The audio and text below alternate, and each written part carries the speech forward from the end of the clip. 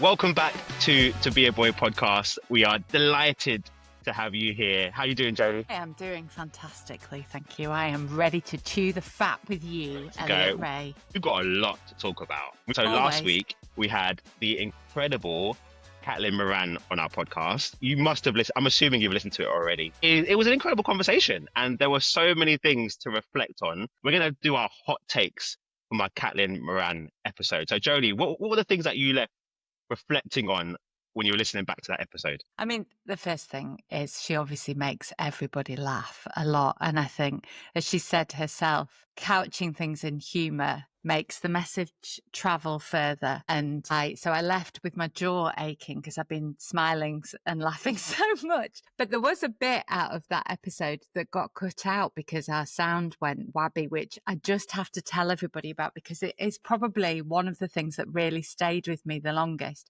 And any woman that is about my age, so I'm 46, shush.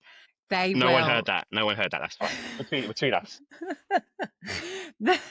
They will remember being at school. I did this from the age of about 10, this exercise where, obviously, if you're listening, you can't see me, but you would say, I must increase my bust. I will get bigger still. Rah, hurrah, I'm wearing a bigger bra. I think that's how it went anyway. So you would do it on repeat, and I would sit in my bedroom at night doing that to myself, and I'd totally forgotten that was a thing. And then What age was this? From the age of 10. Really?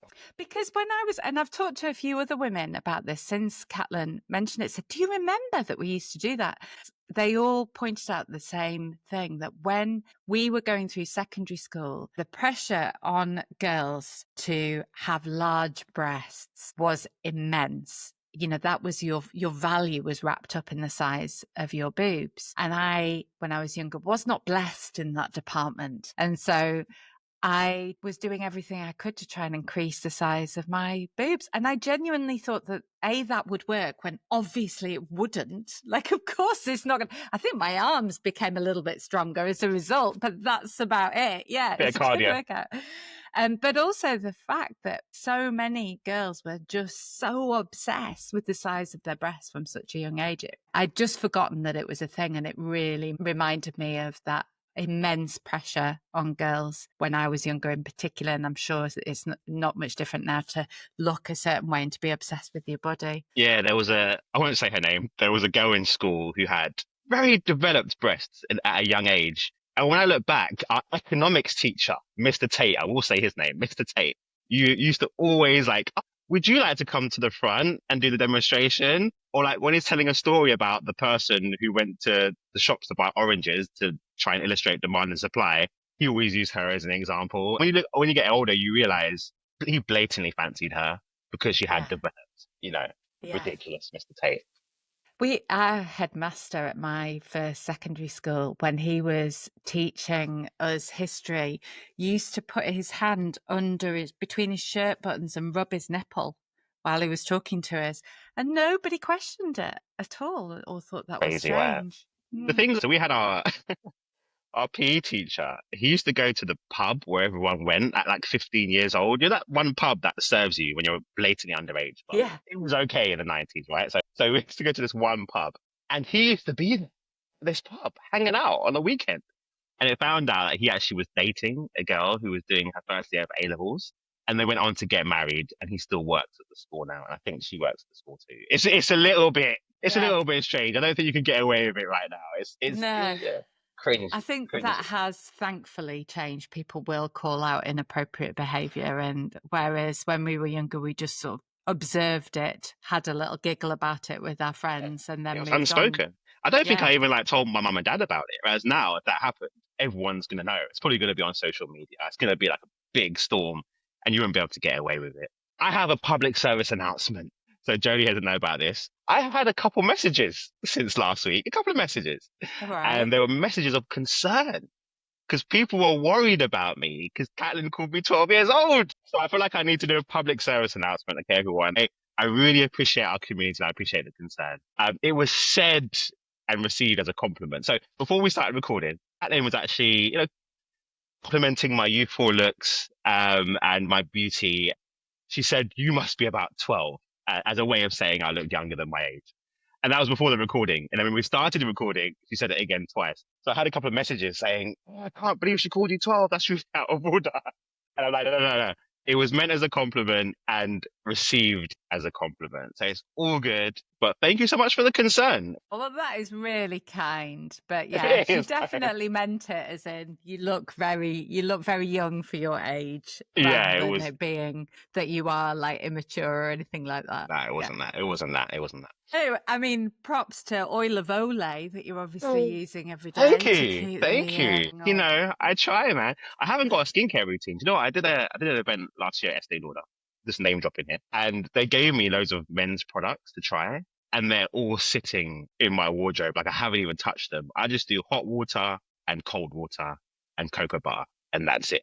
And I'm like, I don't know, man. This like skincare routine. Maybe I'll embrace it. Who knows? I love that. Yeah, we don't need any of this fancy nonsense, do we? Just give us a Pointless. bit of butter. Do you know What? what helps? Sleep and no stress. It's sleep. That definitely helps. Yeah. Last night, my youngest was up at 5 a.m. just saying, like she's learning to talk now. So she was just saying random words really loudly. Car, van, Like she just learned guy. them. Yeah, at 5 o'clock in the morning. And it's like, it's great that you're like, learning to talk, but at 5 a.m., just shouting Yeah, these but words, like you've could just we do discovered them. this at 10 a.m. instead? Yeah. Yeah, man. Yeah. So what else did you learn from Caitlin? Tell us more. So my hot take, she spoke about the fact that we need a movement for men. So women had feminism. They all got behind this idea of feminism. And I actually agree with her. I think there's two things. I think we are developing a movement for dads. So Parenting Out Loud is a movement for dads. We are based on LinkedIn every day. We share stories from dads who are doing things differently, dads who are breaking the mold, dads who are parenting loudly, working flexibly, taking their full parental leave. And I can see that that is a movement that is gathering, and we're going to really build that to be as big as it can be. But I do agree when it comes to men, like overall men as a gender, there hasn't been a movement that we can all get behind. I think the manosphere potentially is the wrong movement, but there hasn't been a unifying, healthy campaign, an idea that we can get behind, which defines us as men in this modern age. And I think it is a gap. I think it is a gap. There needs to be an alternative to the manosphere, something online, something in person, that is a movement that all men can get behind. And I was thinking about why hasn't that been done before? I think partly is these issues have only just come to the forefront in regards to us all kind of understanding what the issues are. I think before there was a lot of hesitancy about talking about men and boys. Obviously, a lot of people have been talking about men and boys for a while, but it hasn't been received very well. I think there hasn't necessarily been cohesion in that message. And also, when I think about men, we are also different. And maybe just being a man or a boy isn't enough. We need a subcategory to go along with that. So black men or gay men or something that you identify over and above just being a man that draws you to other people. And I think that's where fatherhood works because, in Parenting Out Loud, we'll have dads from all different walks of life and class and ethnicity and all around the world that all buy into this idea.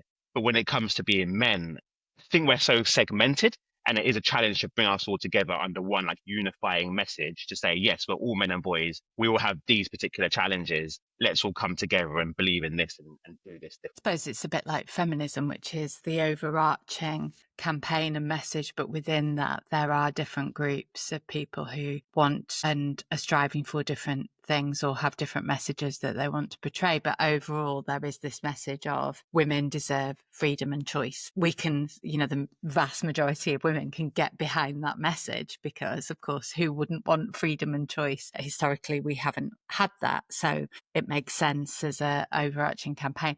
I was thinking a bit about this and I was thinking about it slightly more from a boy perspective rather than a man perspective. And I came up when I was walking the dog with an idea of the soft boy campaign and having adverts around the city of teenage boys doing things like with a little puppy on their lap, stroking the really cute puppy or feeding a baby or doing things that you just wouldn't ever expect teenage boys to do. And that led me to think about what Sweden did to try and change the care narrative. And they did a very similar campaign to Parenting Out Loud, where they did billboards and adverts and videos of men looking after their children. Lots of like interesting pictures of them either feeding them or like dangling them upside down or playing Lego with them or whatever it was, to try and start to switch this narrative. And what I find really interesting is that if you look at the Nordic countries, Sweden and Norway, they've had in place, ring-fenced, properly paid parental leave for a hell of a lot longer than we have. Sweden have been doing it for the last 50 years. Norway have been doing it for the last 20 years, I think. But they also have all these other policies that we don't have in the UK that really support men and boys. So in Norway, for example, they support in terms of violence against women and girls, that's been a top priority for a really long time. And they have very strict laws in place, but they also have brilliant programs that really support the survivors of domestic abuse, but also the perpetrators. So they give them free therapy. Any man that exhibits any sort of violent behavior can access a program of Wow. completely free therapy to try and help him with his anger and support him through that, rather than just going, you've exhibited violent behavior, you are a bad person. It's incredible. Where you go. So in 2022 in Norway, the government appointed a Men's Equality Commission to examine gender equality issues faced by men and boys in education, employment and health, which is something, again, we are way behind on. And they have quotas. This is the best. This is what I thought was absolutely brilliant. They have in place quotas for men in caring roles in Norway. The caring sector is not like it is in the UK, where here it is really underpaid. It is not a valued profession at all. In Norway, it's paid really well. If you work in childcare, for example, in Norway and Sweden, that's seen as a really high profile profession. And they have these quotas to ensure that they have much better gender balance in the caring sector. And those have existed for years. We are so far behind on that. Childcare is 97% female in the UK. And I feel like all of these policies are making such a difference in the way that men view their role in society. The data, I think, that supports that is yesterday, Politics Joe published a report that said 50% of teenage boys think gender equality has gone too far. And we've had loads of reports that are very similar. They capture very similar data. Worldwide, that figure is 57%. In Norway, guess what it is? Well, 25%. 25. Okay. So you can see that it feels like men and boys better understand their roles, and they are more supportive of the fact that this isn't a competition between Yeah. men and women, that we all want the same thing, and that actually dismantling patriarchy is good for everyone. And you think about what our government is doing, showing adolescents in schools. Yeah. You know, Yeah, brilliant. Well done. that's it. Yeah, That'll that's all sort we've it. got to do. Forget about all this stuff that's going on in Nordic countries. Just show adolescents in schools, and like that's all. That will solve all the problems. But you're right; it has to be holistic. Unless there is like policy, systemic change from government to fund campaigns, to fund these grassroots organisations, to change policy around caregiving roles, to properly pay paternity leave, etc., then we're not going to solve the problem. Need a really brave government to come in who is willing to turn things upside down. The Nordic countries have been doing this for decades, and we're just still not getting the memo. I agree with you. And we do have the men's health strategy. So on a positive note, there is Yeah. the call for evidence. I think it's opened already on the men's health strategy. It And we're going has, to be yeah. doing a special episode with November about that. And so that will delve into, okay, what can we do around education? What can we do around health? How can we improve the NHS for men? What can we do about caregiving roles, motherhood, etc.? So there is hope there. I think this government looked like they're the first government, really definitely in my generation, that are at least acknowledging that there needs to be something done and that are trying. So I went to an event a couple of weeks ago. Wes Streeting made a very good speech about why he cares about this issue. So I think there is that motivation, which is, regardless of the motivation, if they're going to do the work, it's all good. So I think we need to, let's all feed into that, and we're going to do some more work to kind of highlight what that looks like and how we can all be shaping what the strategy looks like.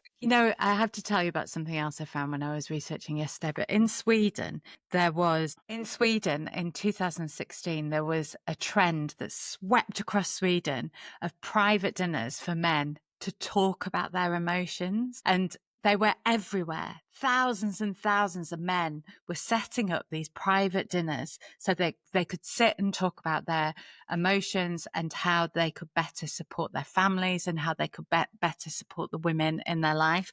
They were called Kill Me Dag, and that literally translated as guys talk, which I love. So maybe we need a guys talk, Elliot. Maybe we need a guys Yeah. talk in the Well, UK. there are quite a few. There's quite a few. There's Talk Club, and there's Man Club, there's Andy's Man Club. Of There are course, quite a yeah. few. Yeah. Yeah, there's a few Yeah. of these True. organisations, Very true. and I do think they need to be funded though, because so many of them are just people like you and I who had an idea, who were like doing stuff rogue, trying to put the pennies together, volunteers. I don't know if was it funded over there. Like I think that's the sort of thing that needs to be funded. These I organisations need the agree. money Yeah. basically. Yeah. But yeah, doing some myself through MFF and doing them from Parenting Out Loud as well.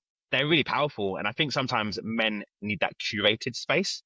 Like I think women naturally might gather and they just end up talking about their lives and going into their emotions and into what's going on in their lives. I think men, if we just gather naturally, that's not where the conversation goes. But if it's curated, where it's say like guys, we're coming to talk about this stuff, we're gonna have some fun along the way, we're gonna eat some good food, but you're here for this reason, then the conversation flows because people know why they're there. They know it's safe and they're kind of up for it, you know. And they're powerful. Some of the most powerful experiences I've had in my life have been with men really talking about how they feel and the things they're going through. And as I always say, you know, we walk around with smiles on our faces all the time. Like all of us do.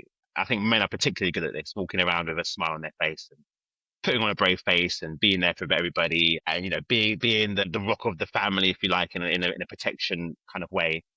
But underneath that, you know, some experiences that you would never believe. You would never believe. And I think when those men come and really disclose what's going on for them, it's such a powerful, like life changing experience. So yeah, we need more of those. We need more. Maybe in the show notes we'll link to some of the companies and organizations that are doing their work already. The other hot take I had, which kind of links to your first point. Hot take, hot Elliot's hot take. Hot take, baby, was when Caitlin was saying that men need to be like more open about talking about the mundane parts of their lives. And she used the example of women will just fold clothes into a wardrobe and like create content for 2 hours about it. And I thought, you know what? We need to start doing that. And so we did this video campaign on Parenting Out Loud, and there was this one guy I approached and asked him to do a video about just his life. He's a solopreneur, as he put it, and he takes his kids to after school club and stuff like that. And he was like, you know, there's nothing special about my life. Literally, like, why would people want to see this? He had like a life coaching session around it. He took it to his coach and he had to kind of like talk to his coach about this proposal that I'd given him and what he thinks about it and get advice from his coach. His coach coached him into saying yes. And he did the video and he's outside the tennis courts and he's there like, you know, I'm on my lunch break. I'm taking my daughter to tennis. This is my life. And it just reminded me of that in terms of Caitlin was right. I don't think men talk about the good stuff they do. We hear about all the bad things that happen with men or the perpetrators or the absent fathers, etc. We don't really hear about the majority of good men that are just doing good stuff on a day-to-day basis.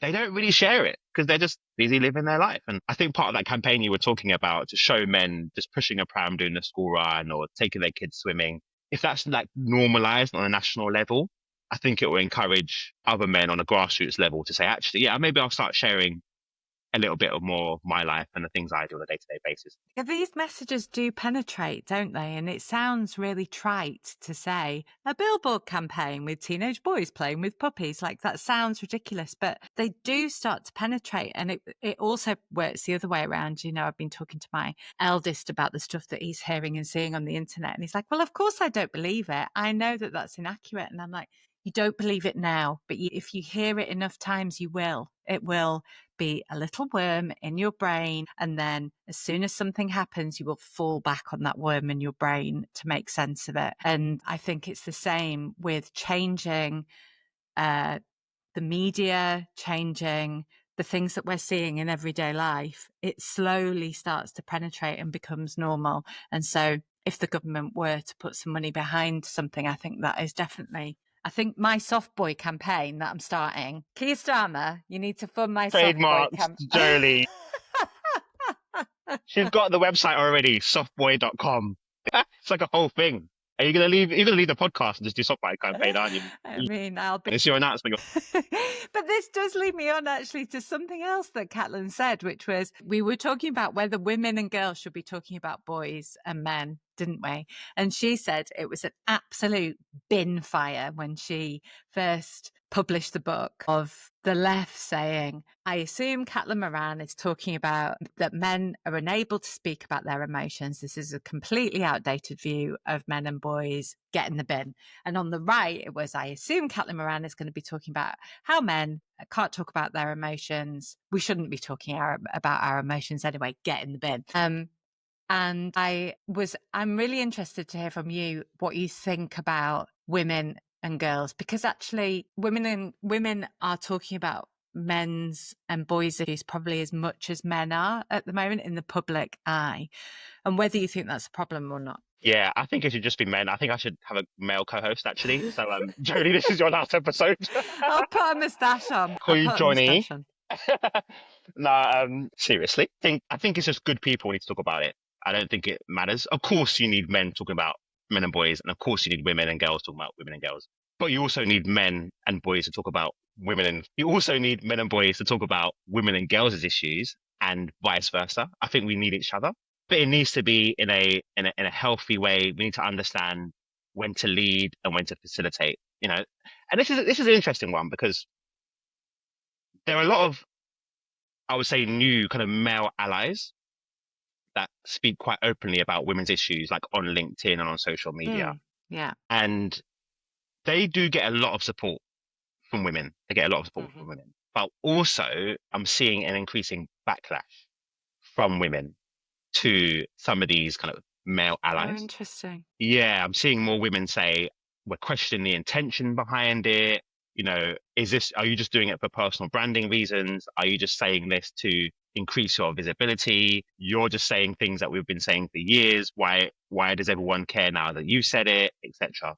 I do understand questioning the intention. I do understand that because we have had people throughout life who have kind of co-opted messaging just for their own personal gain. So I understand why you maybe would question things sometimes, unless you know that person personally. But also on the other side, they may be well intentioned, just trying to do something to help. And it can be also difficult to receive those messages as well. So it is tricky. And I think we just need to try and start from a point of everyone's well intentioned. If we can try and get to know that person, maybe meet up with them or have a conversation online or even in the DMs, feel them out a little bit more. I think that helps too. But ultimately, I don't know if it's completely helpful to shoot down men who are talking about women and girls or shoot down women who are talking about men and boys, because ultimately we're all trying to do the same thing. I start from that position. But it's a tricky one. It is tricky. And I understand how everyone feels, but yeah, we need to support each other.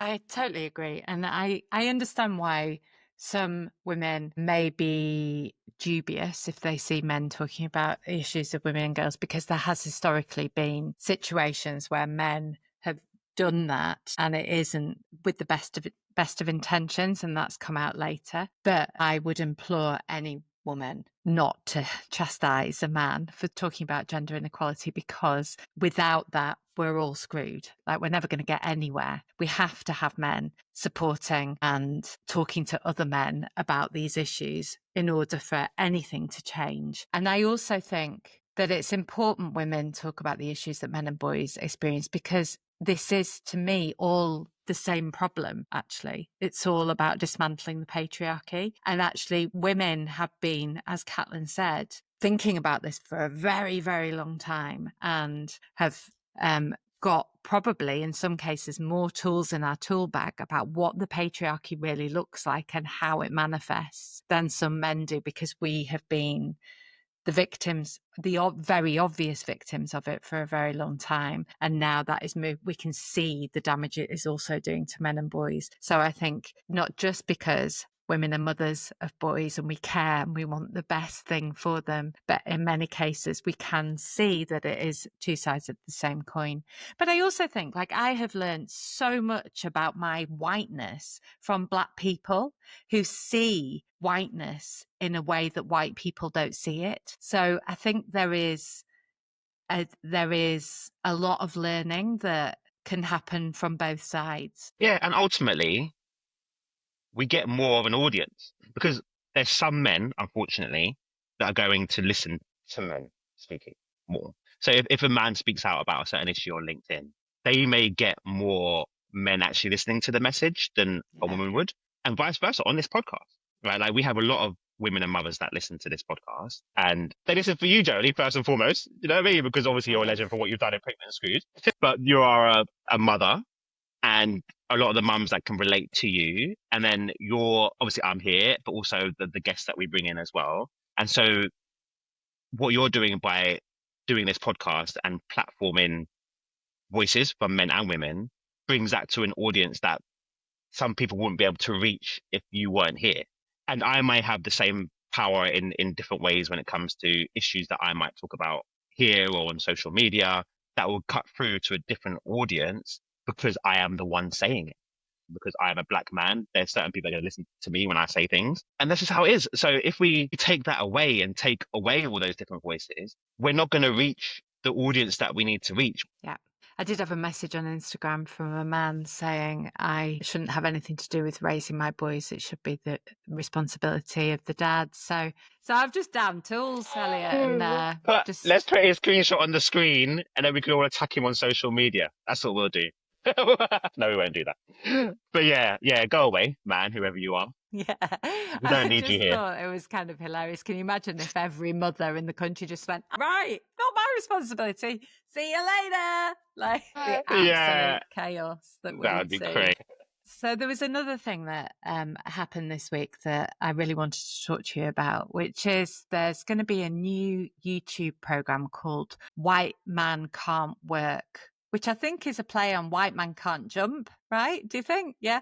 Well, and it is actually being produced by a BBC documentary maker who's now left the BBC. And the notion being that white men are now being victimized at work. And he cleverly did a poll as well. He commissioned a poll to try and support the notion that white men are being victimized at work. And that poll found that 41% of white men are worried that they're going to be sacked for saying or doing the wrong thing, while 24% say their mental health has been impacted by a diversity drive at work. So, yeah, Elliot, what do you think about White Men Can't Work? Too much. So I feel like there's a variety of responses to this. And I think the gist of that article for me was boo-hoo. We, in terms of everyone else, have had this problem for years. We've been worried at work. We've felt victimized at work forever. Welcome to the club. I hear that. And I think we are completely okay to feel that way. Like, I think that's a cool response. That's an okay response. I think the second thing I was thinking about in terms of how I responded to this was like trying to understand. And I always start from that, okay, try to understand. Why is it that these white men are feeling victimized? Why do they feel like they get left behind in opportunities? Why? And ultimately, if you are talking about, and I think this is an important point, sectionality within white men. So if we're talking about kind of tall, good looking, privately educated, middle upper class, heterosexual white men, then they've probably only ever known privilege. They've only ever known power, access, opportunity. They've lived their life from a toddler to now, like swimming in the privilege, right? Like fishes, they don't know they're swimming in water. It just is their life. Yeah. And equality feels like oppression when you have had privilege all your life. And now we're in a world where we're more aware of power dynamics, where we are more able to call out bad behavior, where we have inclusion drives, where we are trying to strive for equity, equality, diversity, inclusion in the workplace. Those people who held the power, of course, they're going to feel like they're missing out. It's a natural response as well. They're feeling like shit, like it's coming to an end. I'm really feeling threatened. So with my understanding hat on, I kind of see why they feel that way. I'm not saying it's right, by the way, but you can understand why they feel oppressed. Now, the answer then is to like have deep conversations with those people, is to be able to bring them in rather than call them out, bring them in and being like, okay, cool, look, let's talk. Let's talk about privilege. Let's talk about your experience. Let's talk about the experiences of women, of black people, of gay people, etc. Let's talk about how we've historically come to this point where you feel this way. Let's talk about what equality looks like. And ultimately, as long as you're good at your job, you don't need to feel threatened. People who feel threatened by inclusion and equity are generally not very good at what they do. I think if you're performing, if you're achieving, if you're a really good employee, leader, etc., you should embrace this because your position is not that threat, this is a really, really good thing for you to be able to harness and lead in your work. It's sad that we have the current political narrative. I think that is supporting this. I think it'll be really popular. I think there are a lot of white men that feel this way who would love to watch this documentary. Yeah. And it's about us thinking about, okay, cool. How do we respond? And what is the answer to, if we want to bring those people into the conversation? What do you think, Jolie? I mean, I think that narrative is really working for people at the moment, that white men are being victimized. I think there is a lot of empathy for it in the public. And I think, adolescence, its intention was not to add fuel to that fire, but I think it has inadvertently, actually. And I mean, of course, I first read that, and similar to you, was like, oh, poor white man. And yeah, I think, hello, we've all been feeling like this forever. Let's look at the 74,000 women a year that get pushed out of their job for getting pregnant, and the 77% of working mums that experience pregnancy and maternity discrimination of some form. And it was frustrating, this sort of lack of understanding that actually you are feeling a tiny proportion of what women and minoritized people have felt for decades, and you're now getting so upset about it you have to make a bloody YouTube program so you can moan at us all and say poor me. And so I was deeply frustrated, but then I started reading Reddit, and I also I can't remember the account on Instagram, but it had quotes on it from men and boys about why they got involved in the red pill movement, what the trigger was that led them down that path. And there were so many quotes on there from men and boys saying things like, I tried to get funding for a certain course that I wanted to do, and I couldn't get that funding because I was a white man and I didn't fit the demographics that they were looking for. Or I went for a promotion and was told, just don't even bother. They've got quotas they want to fill, so there's no way that you will ever get that promotion. And I suppose for some people, for some white men just starting out in particular, and particularly working class kids, young people, if ever somebody says to them, no, you can't access that because you are a white male, that will feel like oppression. And I get that. I do get that. How often that happens, I think, is probably incredibly rare. And I think a lot of this is that narrative feeding through to boys from the red pill movement and the manosphere that they're believing, and it's not actually real. And that's why I think it's important to think about the intersectionality within this, because if you're a white working class boy, like your outcomes aren't great, to be honest. We know when it comes to school exclusions, white working class boys are maybe at the bottom, very much so at the bottom with black boys. Your outcomes aren't great, right? For white working class boys. It might not be your boyhood or even your whiteness. That's actually the problem, right? It may be your class. And I think in the conversation about inclusion in the UK, we've missed out what I think personally is the biggest factor in your success. And I personally don't think that is gender or race or sexuality. I think that's class. I think if you are from an affluent, wealthy, middle upper class family, if you're privately educated, regardless of you're a woman, a man, black, white, whatever, the access and opportunities you have to make your life a success are markedly different. And I just don't think we have touched the edges of that at all. We haven't touched that at all. And when we see like the riots, the race riots from last year, there's a meme that I saw, and it's like the politician on one side with all the cookies, and he's got his massive plate.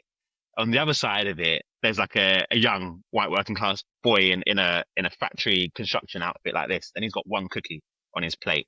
And the politician on the one side of the table is saying, "You better watch those immigrants. They're gonna take all your cookies." Mm. The white working class boy has one cookie, right? This politician, this rich man, has all the cookies. Like the problem is not everyone else. The problem is the people who are trying to hoard the wealth, who don't invest in our public services, who don't care about the campaigns we talked about earlier in regards to what Norway and Denmark and Sweden are doing, who aren't trying to fix the country to make sure we have all opportunities because it works for them to make sure that the wealth is hoarded to particular people who hold lots of power and property and access and businesses, and they continue to thrive.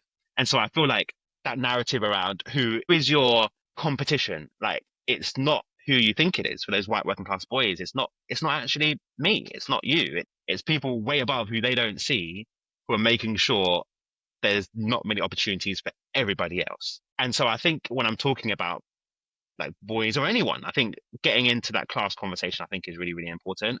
There's I think she's a doctor, Eliza Philby. She does a lot of work around generations, a lot of work around class. Like I love to invite her on to talk about this class issue in a little bit more. She's got a new book around the bank of mum and dad, showing for you now to get on the property ladder. The vast majority of people who buy properties now, who are first time buyers, they have help from their mum and dad. So I think that needs to be the conversation. We need to talk a little bit more about that conversation. The other thing I thought about, and this is maybe away from white men. So I really want to make it clear. I'm not talking about white men here. I'm just talking about in general, in the workplace, in society. So that article did say that 41% of respondents, white men, feel they are wary of saying the wrong thing. And again, away from them, but just in general, are we now in a place where we are all a little bit more scared of saying the wrong thing? Have we created a bit of a culture where we don't let people get things wrong, where we can maybe shoot someone down saying the wrong word or saying the wrong thing and offending people? And are we not looking at intention, but are we looking at the word in isolation and getting offended by it? So I've asked that question. I think maybe we have a little bit. I think for everybody, there is sensitive conversations about race, about gender identity, about gender that people, not just white men, people feel scared to talk about because if you say the wrong thing, then you're this ism or that ism. And I feel like maybe we've taken away the ability, or maybe we never had it, I don't know, but the ability to have like healthy, good intentions and let people get things wrong, call them in for it rather than like, I'm going to expose you on social media. Yeah. What do you reckon? I couldn't agree more. And when I was doing Pregnant and Screwed and when I was on social media, I became more and more conscious of that and more afraid of saying the wrong thing as every day went by, because I experienced backlash if I did get things wrong, and people were not willing at all to let you make mistakes. There was no room for mistakes. You had to get things right every single time. And ultimately that made me that really sanitized how I was speaking to people, and I think diluted the effectiveness of Pregnant and Screwed. Not that I think I should just be, hey, I'll say what I want, shut up. But because the fear is paralyzing. It can really, really paralyze you and stop you from doing things that could be enormously effective. And so I totally agree with you. There is not that calling in mentality. And I think social media is the problem here. I think that's created these binaries. You've said that you are bad, you should be saying this. And whereas before social media, that I just didn't feel that, and I am very old, whereas you are 12. So I have I said, I'm leaving this podcast. I'm putting in a harassment claim. You'll be hearing from my lawyer. Okay. I'm actually 14, Jodie. Like I feel. but I have I have experienced, obviously, having very different opinions to people that are close to me, and people that I work with, and you could have a conversation about it, that it wasn't shut down. And now I feel that has gone. I think It has gone. you are right. Did I was on LinkedIn the other day and there was a lady that posted about this incident that happened. So man, bear with me here. A man. I love the way you've just said a man and you're cracking up. A man? Have you ever heard such a thing? So a man DM'd a woman on LinkedIn, right? And made a proposal to her and said, like, we're into the same things. We seem to have some of the same views. Would you mind like meeting up for a drink sometime? Something like that. I didn't see the message, right? But something like that. Anyway, so this woman went on LinkedIn and screenshotted the DM with his workplace on it and everything and was like, oh my God, I can't believe this man DM'd me and asked me for a drink, right? Man. Oh, And so, God. and so the comments, some of them were of support, but a lot were like, okay. He wasn't rude. He was polite. Okay, maybe LinkedIn is not a dating site, so he probably shouldn't have done that. But did you need to screenshot it on your profile with his workplace and put it out there with his name? Like, did you need to do that? And someone posted and said that, like, did you need to do that? And that post got loads of hits, went viral, and people were like, yeah, like we've lost the ability to just be like, but you know what? Thank you, but no, thank you. And, LinkedIn isn't really for that. I'm not here for that. But, you were respectful, but thank you very much. And leave it as that. And don't get me wrong, I understand women get dick pics and all sorts of things, right? So I'm not just flippantly saying like this is not a problem. Like, of course, it is a wider problem. But in that particular isolated incident, from what we heard, it was a very respectful approach. Yeah. Yeah. And it could have just been taken in a different way, but they decided, I'm going to expose you to everyone. And now your workplace knows that you DM'd me on LinkedIn. Like, that's crazy. Yeah, I mean, that's bang out of order and doesn't help anybody, does it? And no wonder men and boys say that they are fearful of asking a girl out or approaching a girl because of the reaction they're going to get when people do stuff like that. I totally agree with you. Having said that, again, being very old, I've grown up working and I've worked so many different places. And the things that some white men have said to me are insane that they would never dare say to me now, because we've been through the Me Too movement and, because we've now got sexual harassment laws in place. Well, soon we'll have new sexual harassment laws in place. And, I've been felt up at the workplace. I've experienced people being so aggressive to me in my face. There's so many awful things I've experienced at the hands of white men.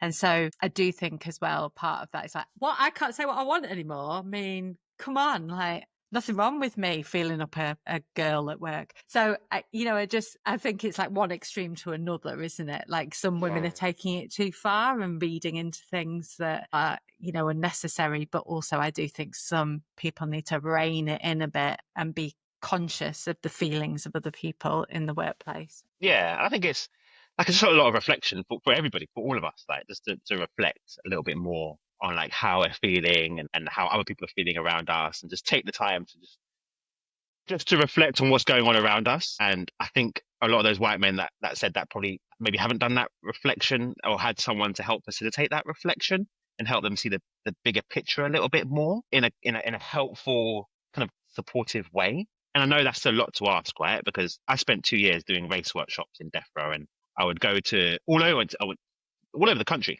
And I would go in with my colleague Linda, and there might be 20, 30 people. Most people be white people, white men, white women, in all parts of the world, all parts of the country. And you sit down and you take them through a 3 hour workshop around race. And sometimes the things people would say would be challenging, not necessarily about racism, but there would be kind of ignorant things that people would say. And our aim was to educate, but also inform. That we want them to have a really good time, entertain at some parts as well, and leave them feeling like really fulfilled. That was a really good thing I did. I'm so glad I did that. Actually, I learned a lot as well, and I'm going to do something differently.